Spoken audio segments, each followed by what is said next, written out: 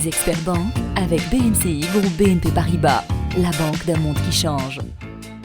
Mohsin sur la page Facebook des experts est un auditeur opticien qui s'est vu remettre un chèque sans provision de la part d'un de ses clients et il se demande quels sont ses recours. Ce genre d'incident arrive malheureusement souvent et les professionnels ou entreprises qui reçoivent un chèque en bois de la part de particuliers ont effectivement des recours. Lesquels, Maître Hannibal ?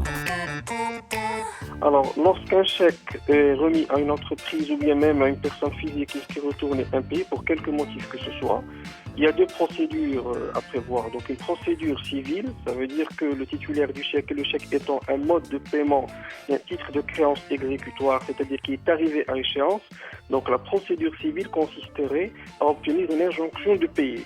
Le bénéficiaire du chèque peut intenter une action auprès du juge des référés qui prononcera l'injonction de payer en l'absence de la partie adverse dans un délai maximum de 48 heures, décision exécutoire en dépit de l'appel. La deuxième procédure consisterait à envisager une action pénale.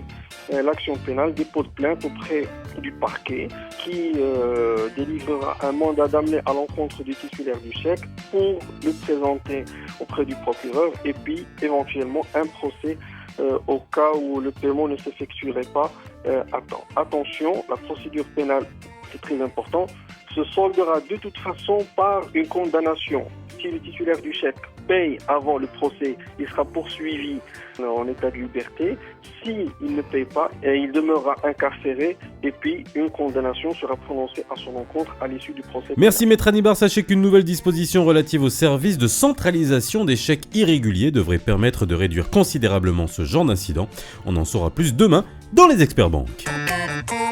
Les experts banques vous a été présenté par BMCI Groupe BNP Paribas, la banque d'un monde qui change.